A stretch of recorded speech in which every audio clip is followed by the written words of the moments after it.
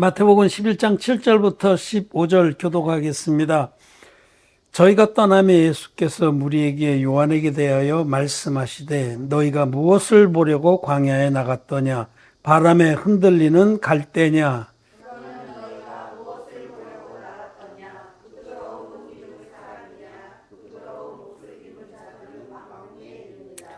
그러면 너희가 어찌하여 나갔더냐? 선지자를 보려더냐? 옳다. 내가 너희에게 이르노니 선지자보다도 나은 자니라.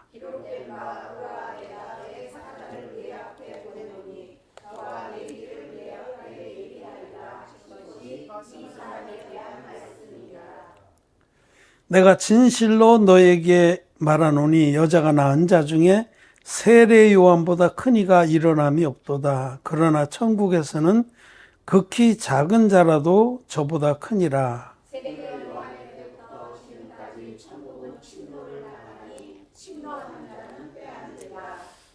모든 선지자와 및 율법에 예언한 것이 요한까지니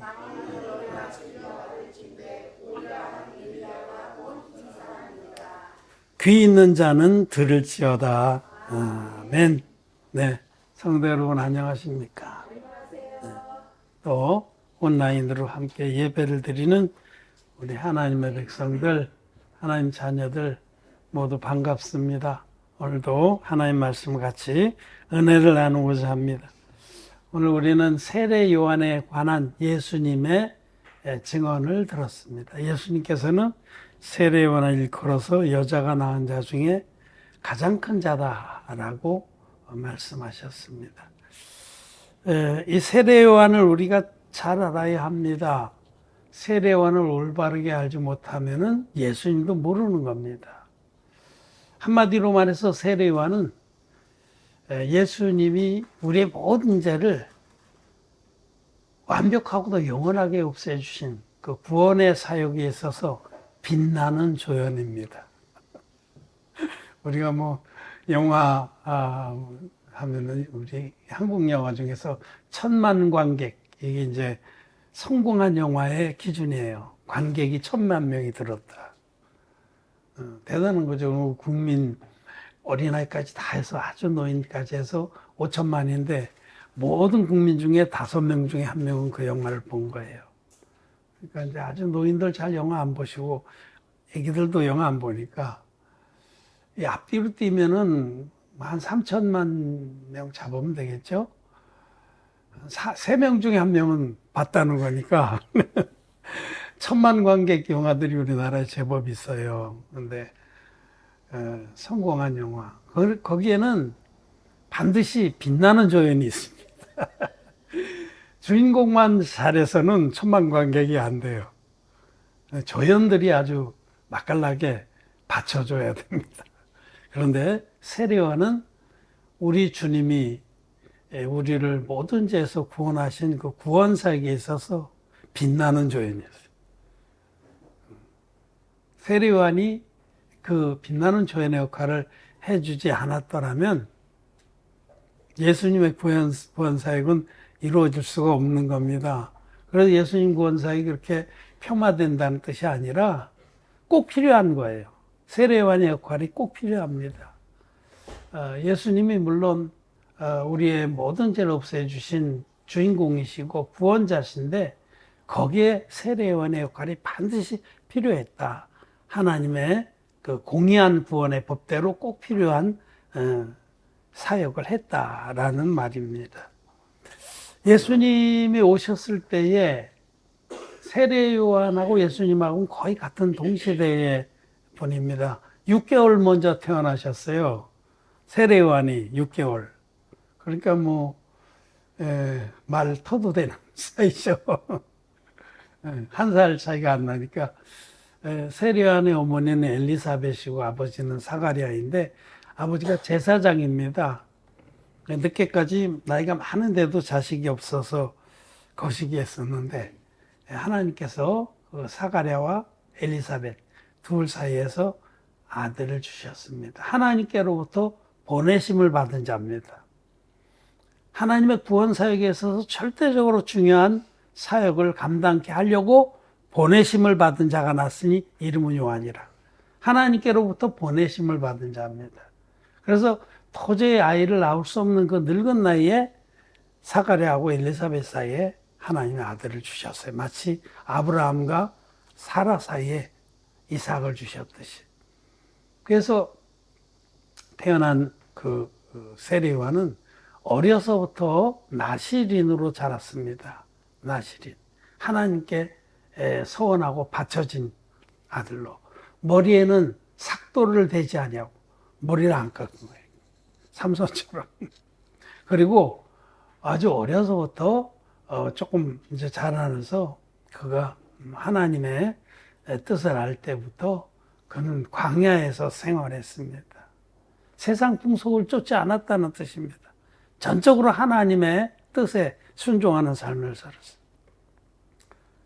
세상의 인간의 어떤 쾌락이나 욕망이나 이런 것들을 철저하게 부인하면서 낙타 털옷을 입고, 여기 오늘 말씀에서 부드러운 옷을 입은 자를 보러 나갔더냐 했는데, 부드러운 옷이 아닌 낙타 털옷은 그건 아주 거친 옷이죠.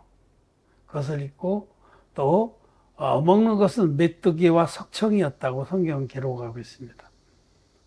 들에서 메뚜기하고 석청이 자연적인 것을 취하면서 철저하게 하나님의 뜻만을 쫓기를 원하는 그런 삶을, 경건한 삶을 살았습니다.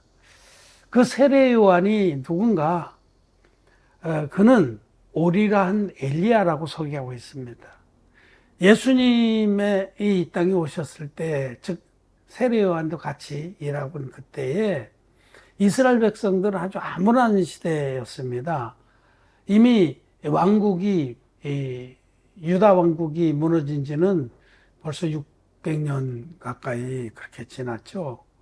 그래서 나라가 없는 상태로 아주 오래 지냈고, 나라도 나라지만 하나님의 종이 없는 시대로 400년이나 깜깜한 시대입니다. 하나님 말씀이 전혀 백성들에게 임하지 않았어요. 하나님의 종들이 별인데 별도 없는 깜깜한 하늘을 아래 있었습니다. 그거를 암울한 시대라고 그래요. 나라는 있긴 있었는데, 왕은 있긴 있었는데, 그는 괴뢰라는 말이 꼭두각시라는 말입니다. 우리는 공산당 말할 때 괴뢰를 썼는데, 그거는 이제 소련의 꼭두각시 노릇을 했던 북한 그 공산당이라고 할 때 쓰는 말인데, 하여튼 괴뢰 왕권이 있어요. 그게 이제 헤로당 같은 왕들이 있었는데, 그 로마의 꼭두각시였습니다. 로마가 여러 그 식민지를 통치하기 힘드니까 그 나라에 그 자기 말을 잘 듣는 왕을 세워서 통치하게 하고 다 골수는 다 빼간 거죠.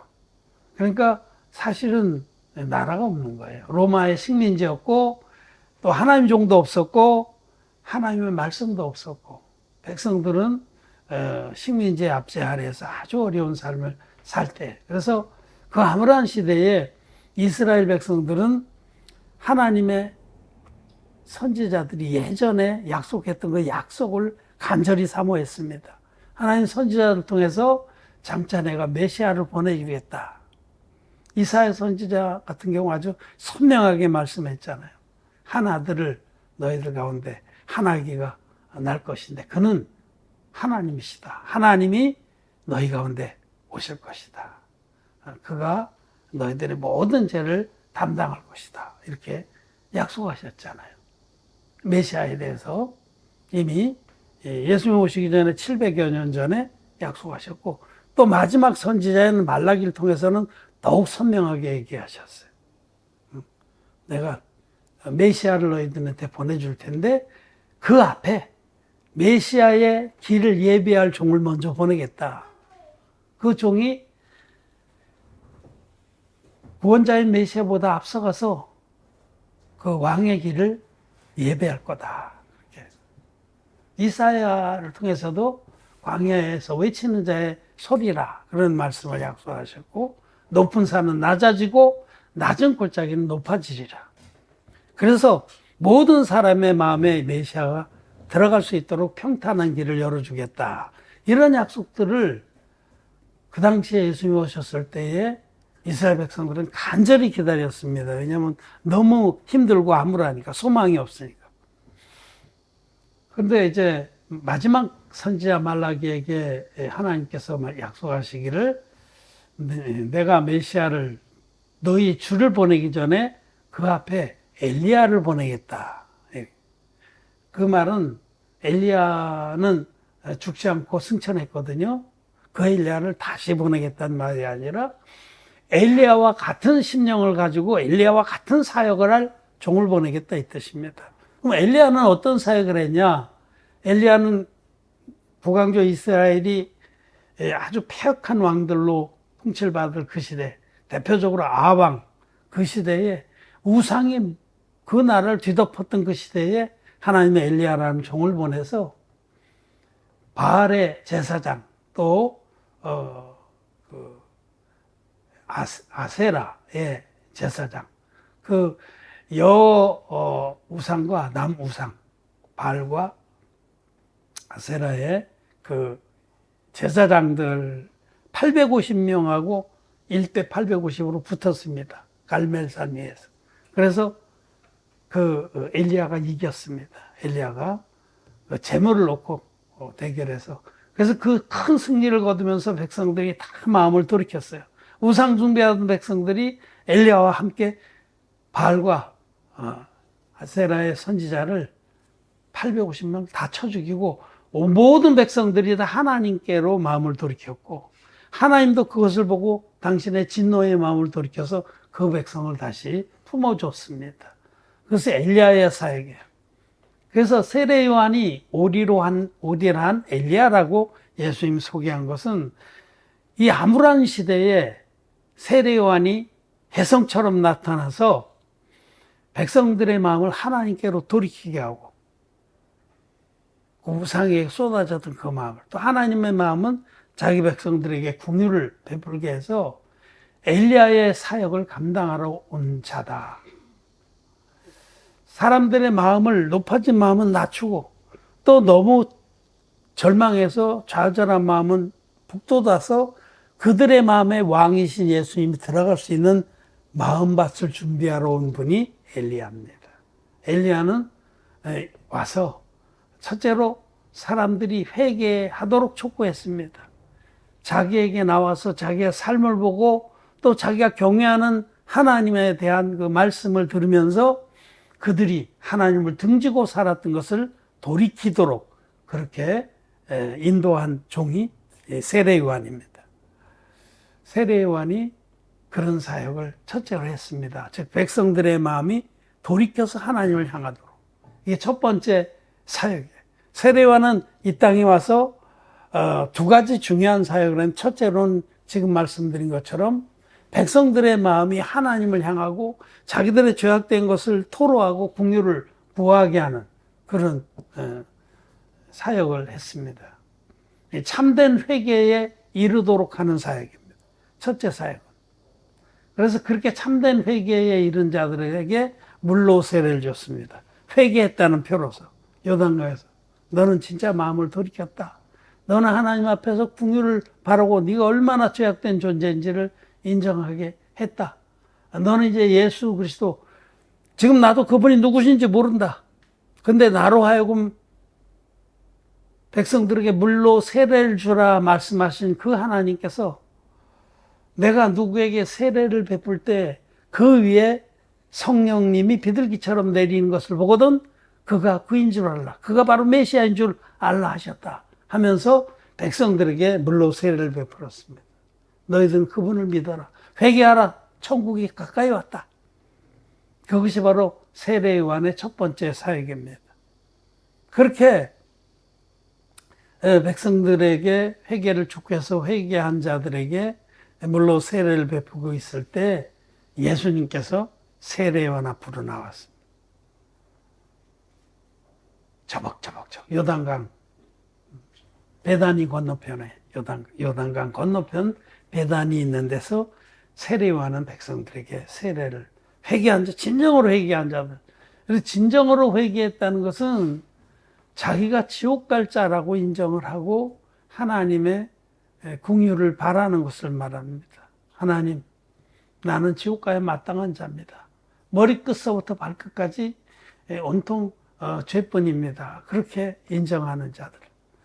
그래서 많은 사람들이 세례 요한을 보고 세례 요한의 경건한 삶과 그의 하나님을 경외하는 그런 마음과 말씀을 듣고 자기가 어둠이라는 것을 인정하고 자기의 그 비참한 근본 모습을 토로하고 구원을 바라고 나왔습니다. 그것이 진정한 회개. 그렇게 진정으로 회개한 자에게 세례 요한은 물로 세례를 베풀면서 내가 너희들이 지금 이렇게 세례받는 것처럼 머리에 손 얹어서 물에 푹 헹궈다 꺼내는 것처럼 똑같은 방법으로 어떤 사람에게 세례를 줄 때 그 위에 성령이 비둘기처럼 머무는 것을 보거든 그분이 바로 약속하신 메시아인 줄 알라라고 세례 요한은 예수님을 소개하면서 세례를 주고 있었습니다. 근데 그때 예수님이 거기 요단강 건너편 베다니에 세례 요한이 세례를 베풀고 있는 그 자리에 다가오셔서 내게 세례를 베풀라고 명하셨습니다. 마태복음 3장 13절부터 17절까지 우리 같이 교독 한번 하겠습니다. 이때에 예수께서 갈릴리에서 요단강에 이르러 요한에게 세례를 받으려 하신대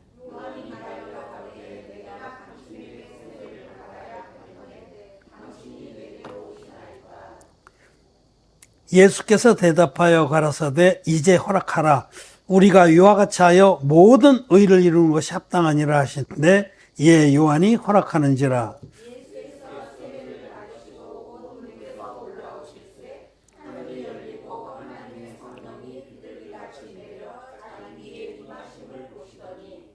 하늘로서 소리가 있어 말씀하시되 이는 내 사랑하는 아들이요 내 기뻐하는 자라 하시니라. 아멘. 예수님께서 세례 요한에게 세례를 받은 그 사역, 그 사건의 기록은 마태복음에 가장 자세하게 기록되어 있습니다. 다른 복음서에도 다 기록되어 있어요. 예수님이 세례 요한에게 세례를 받았다는 이 사건은 사복음서에 다 기록되어 있습니다. 공이 기록되어 있습니다. 그만큼 중요한 사건이에요. 이 사건이 바로 세례 요한이 하나님의 구원 사역에 있어서 빛나는 조연이 된 사건이에요. 세례 요한을 하나님께서 이 땅에 보내신 주 목적이 바로 이겁니다. 세례 요한은 두 가지 사역을 해요. 하나는 백성들의 마음에 예수님이 들어갈 수 있도록 준비시킨 사역. 그것도 중요하죠. 근데 결정적으로 인류의 구원사에 있어서 가장 중요한 사역이 바로 예수님에게 안수 형식으로 세례를 베푼 그 사건입니다. 예수님은 전 인류의 죄를 당신의 몸에 다 넘겨받는 그 역사를, 구원의 역사를 하기 위해서 오신 하나님의 어린 양이신데 그 예수님이 이 안수의 방법으로, 즉 죄를 넘겨받는 하나님의 법이 안수입니다. 이 구약의 대제사장이 희생염소에게 안수해서 죄를 넘긴 사건, 구약의 구원을 계시하는 가장 대표적인 사건입니다. 레위기 16장에 대제사장이 이스라엘의 대표자로서 대속죄일날 흠없는 제물인 희생염소의 머리에 안수함으로 이때 단번에 이스라엘 백성 전체 300만이나 되는 이스라엘 백성의 1년치가 대표를 통해서 단번에 이 희생염소, 희생제물에게 넘어갔습니다. 이 사건을 가리켜서 히브리서 10장 1절에서는 이 속죄제사는 장차 오는 좋은 일의 그림자다. 바로 이 대제사장의 후손이고 여자가 낳은 자 중에 가장 큰 자인 이 세례 요한이 하나님의 어린 양으로 오신 예수님 머리에 안수해서 세례를 베풀 때에 이 마태복음 3장 15절의 말씀대로 이제 허락하라. 이제 너는 내 머리에 손 얹어라. 세례 요한에게 예수님 명령하셨습니다. 이제 허락하라. 너는 내 머리에 손 얹고 안수하고 나를 불에 푹 잠궜다 꺼내라. 이게 세례입니다. 안수와 침수와 또 물에서 올라오는 것이 이제 허락하라. 우리가 이와 같이 하여 너는 내 머리에 손 얹고 나는 그 안수를 받음으로써 세상의 모든 죄가 나에게 넘어오게 하는 것이 합당하다. 이 하나님의 법이다. 라고 명령하신 겁니다. 이제 허락하라. 우리가 이와 같이 하여 모든 의를 이루는 것이 합당하니라. 이 세례로, 예수님이 받으신 세례로 세상의 모든 죄가 예수님께 다 넘어갔습니다. 그 세상의 모든 죄는 나와 여러분들의 모든 죄가 다 포함된 겁니다. 우리가 지금까지 지은 죄, 또 앞으로 죽을 때까지 지을 죄까지 이 세례로 예수님께 다 넘어갔습니다.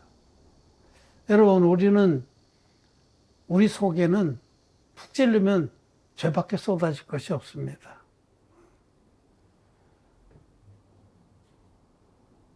어떤 이렇게 큰 주머니가 있는데 이 안에 큰 주머니 안에, 비닐 주머니 안에 똥을 잔뜩 넣었다고 칩시다.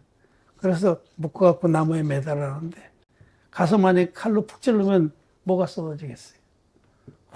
똥이 쏟아지겠죠.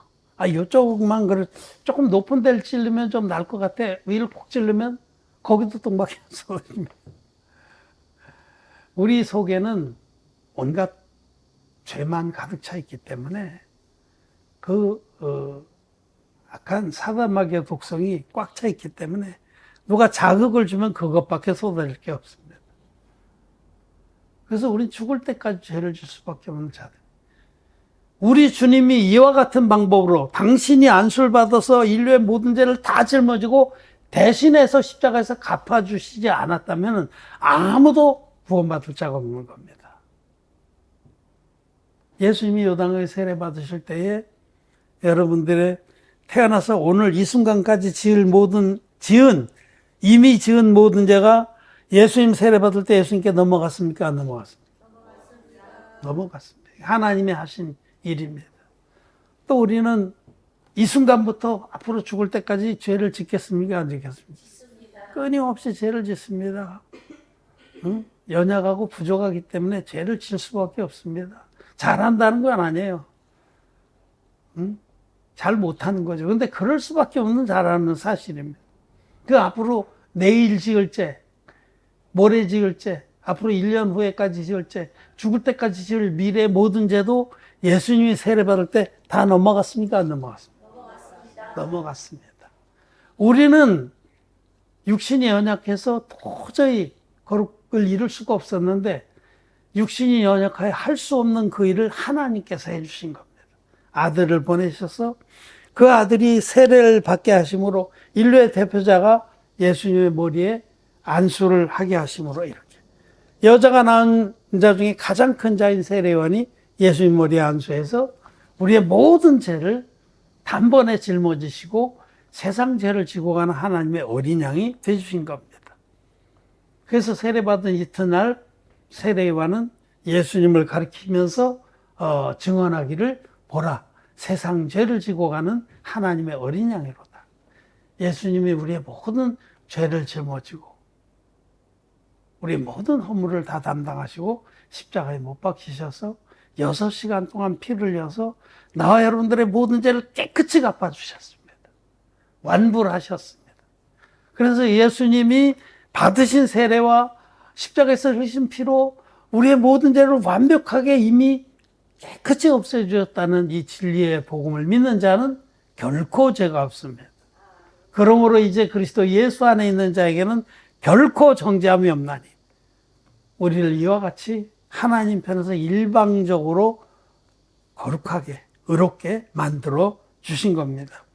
이 두 번째 사역, 요단강에서 예수님에게 안수의 형식으로 세례를 베푼 것이 세례요한의 가장 중요한 사역이고 이 땅에 보내심을 받은 목적입니다. 그 목적을 다 이뤘어요. 그래서 세례를 베푼 그 다음날 예수님이 자기에게 나오시는 것을 보고 제자들 앞에서 보라, 세상 죄를 지고 가는 하나님의 어린 양이로다 라고 증거하신 후에 제자들을 다 보냈습니다. 이제 나는 끝이다.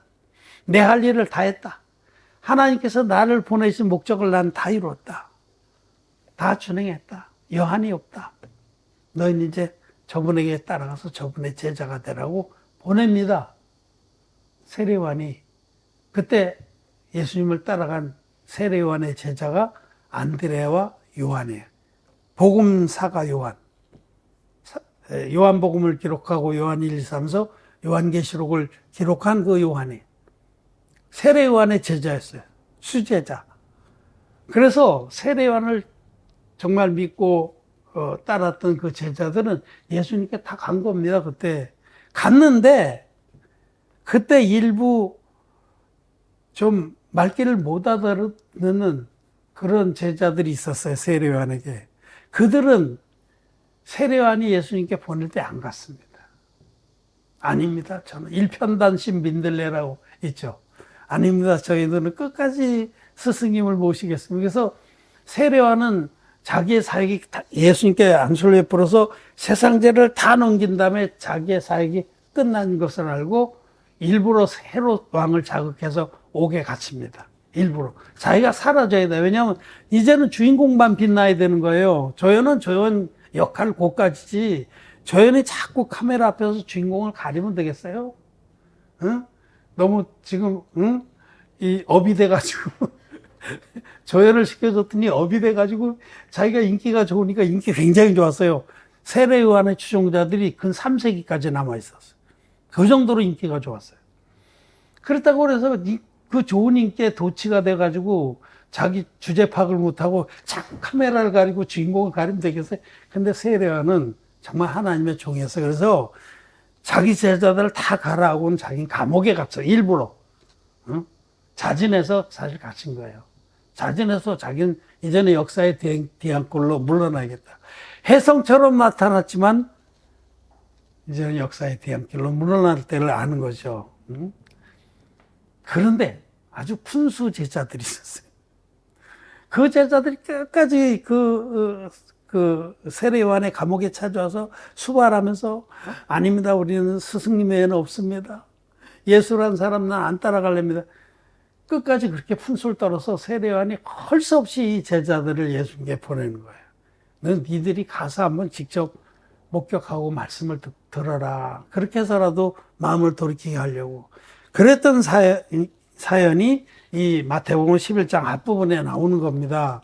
그 제자들이 와서 우리 스승님이 보내서 당신이 정말 오기로 한 메시아인지 알아보라 했습니다.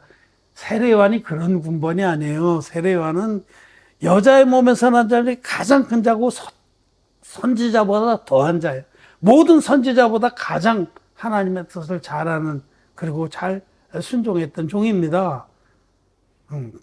근데 이제 성경의 그 모든 비밀을 모르는 사람들은 이 부분을 오해를 하고 봐라, 세례 요한이 감옥에 갇히고 나서는 시험이 들어서 자기 제자들을 보내서 예수님이 정말 오기로 한 메시아인지를 알아보지 않았냐. 그랬기 때문에 그 11장 11절 말씀에 맨 끝에 우리 주님께서도 그렇게 토를 다른 것이 아니냐. 11장 11절 마태복음 11장 11절 끝에 그 앞에는 내가 진실로 너희에게 말하노니 여자가 낳은 자 중에 세례요한보다 큰 이가 일어남이 없도다.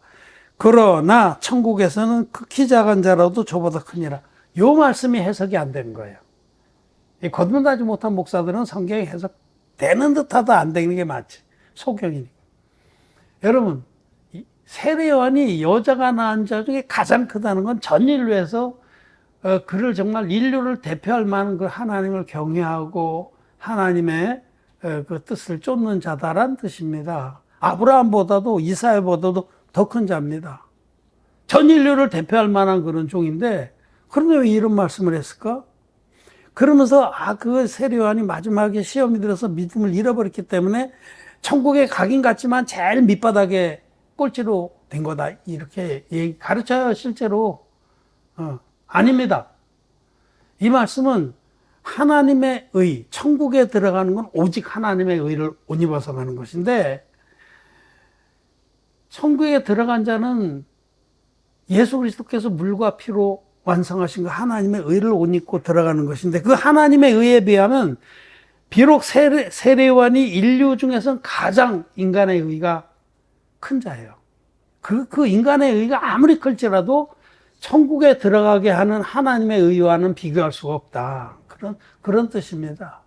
세례 요한이 아무리 그가 인류 중에 가장 인간의 의로선 1등이라 할지라도 우리를 천국으로 들어가게 하는 하나님의 의에 비하면 아무것도 아니다. 그런 말씀입니다.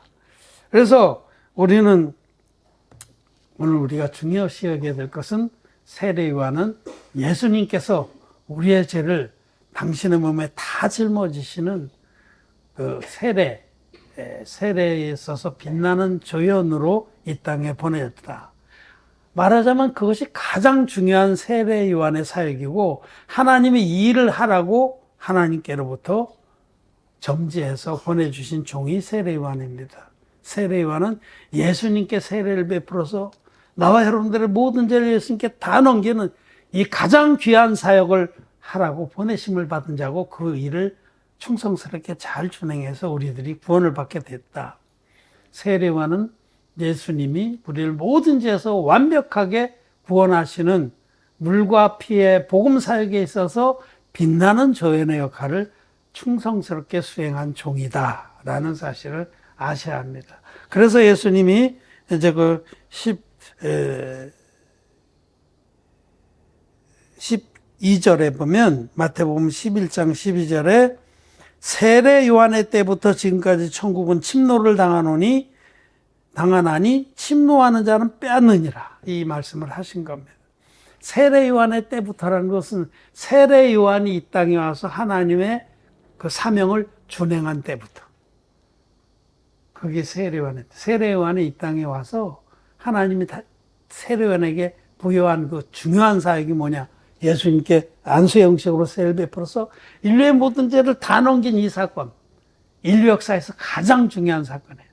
예수님이 세례로 우리의 죄를 다 담당하셨기 때문에 예수님은 십자가에 돌아가셔야 되는 겁니다. 십자가는 세례의 결과입니다.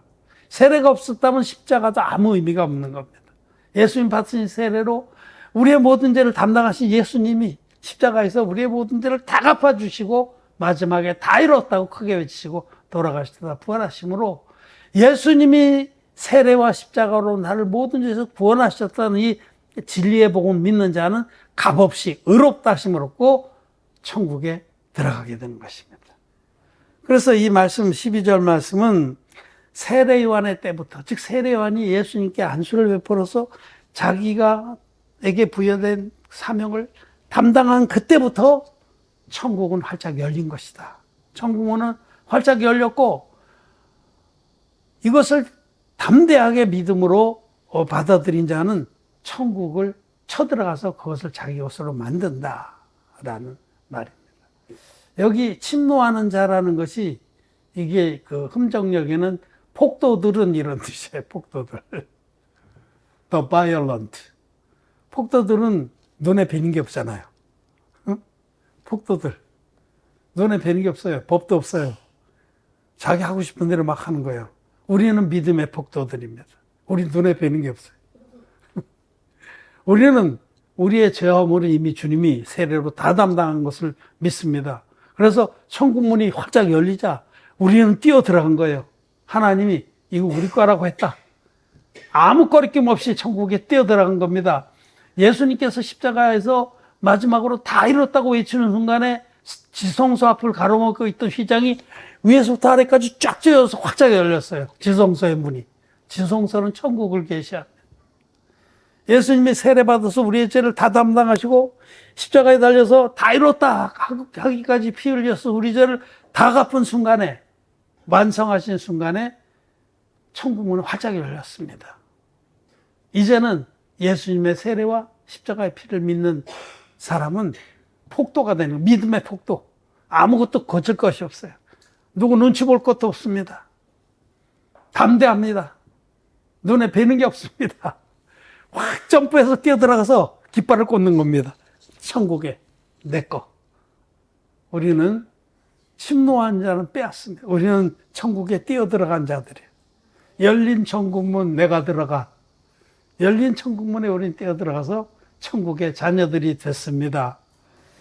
우리는 죄가 없습니다. 결코 정죄함이 없는 은혜를 이 세례요한이라고 하는 빛나는 조연이 우리의 구원의 주인공이신 예수님의 머리에 안수해서 세례를 베풀므로 우리는 결코 정죄하며 은혜를 누리고 죄와 상관없이 다시 오실 주님을 기다리게 되었습니다. 그러므로 우리는 세례 요한에 대해서 잘 알아야 합니다. 세례 요한을 오해해서는 안 됩니다.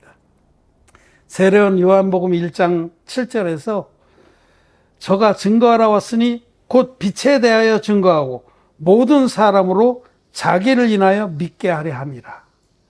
세례 요한은 참 빛으로 오신 예수님을 소개하고 또 증거하고 그래서 자기의 증거를 통해서 모든 사람이 예수님을 믿게 하려고 왔던 종입니다. 우리는 그 정도 존경합니다.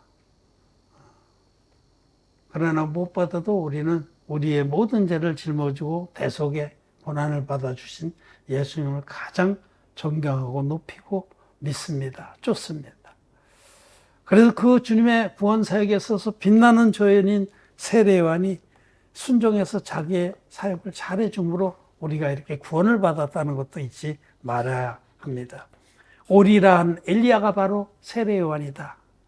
세례 요한을 잘못 알고 폄훼해서 그가 마지막 막판에 뭐 다 된 죽에 콧바트린다고 막판에 예수님을 의심해서 제자들을 보냈다.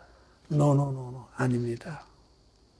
그 푼수 제자들을 끝까지 그래도 예수님께 보내서 네 눈으로 보고 제발 그분을 따르라고 한 것입니다. 세례 요한은 끝내 헤롯에 의해서 목 잘려서 순교했습니다. 그 세례 요한의 우리 귀한 사역을 우리는 알고 그 오리라는 엘리야가 바로 세례 요한이라는 우리는 확실한 믿음을 갖기를 바랍니다. 말씀 마쳤습니다.